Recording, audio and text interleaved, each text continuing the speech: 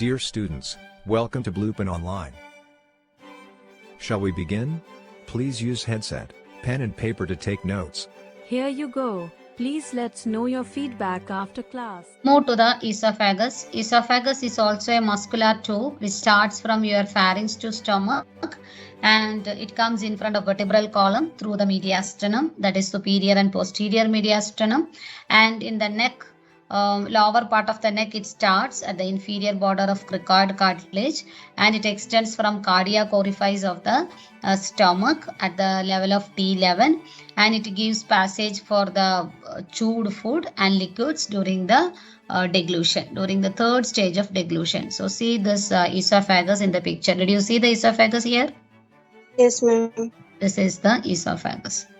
Then next we have to study the length, 25 centimeter, width is 2 centimeter, and lumen is flattened. Okay, so usually it is closed, collapsed, and opens while during the passage of the food. So this is the measurement of the esophagus. So next about the parts of the esophagus. So esophagus parts we can divide it into three, that is split into three: cervical part, thoracic part, and abdominal part.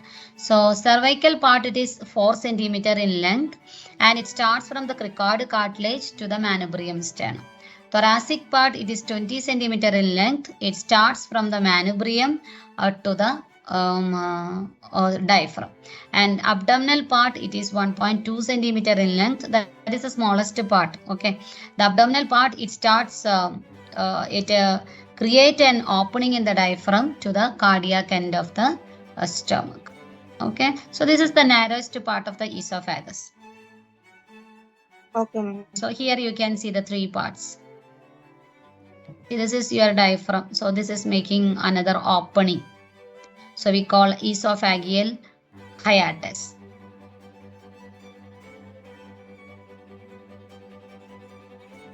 The next about the curvatures. What is curvatures? Curvature means just a bell-like structure during the course of the esophagus. So it's a two side-to-side curvature, both in the direction of the left. First curvature at the root of the neck before entering into the thoracic inlet. Last class I told you what is thoracic inlet and outlet. So the beginning of the thorax is the thoracic inlet, end of the thorax is the thoracic outlet. Okay, first curvature in the root of the neck before entering the thoracic inlet, and second at the level of T7 vertebra before passing in front of the descending thoracic aorta. Okay, then two antero-posterior curvature. First curvature corresponding to the curvature of the cervical spine, second thoracic spine. So hope you are aware of that. Each vertebra spine forming a curvature, thoracic curvature, cervical, because that's why our vertebral column is S-shaped, right? Yes. So accordingly, this esophagus is also making curvature.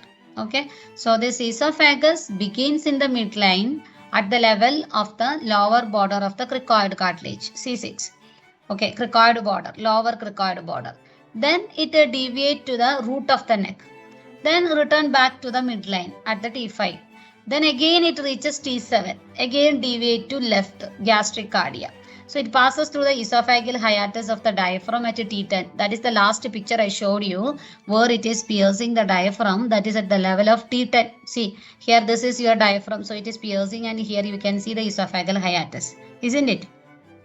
Yes, ma'am. Okay.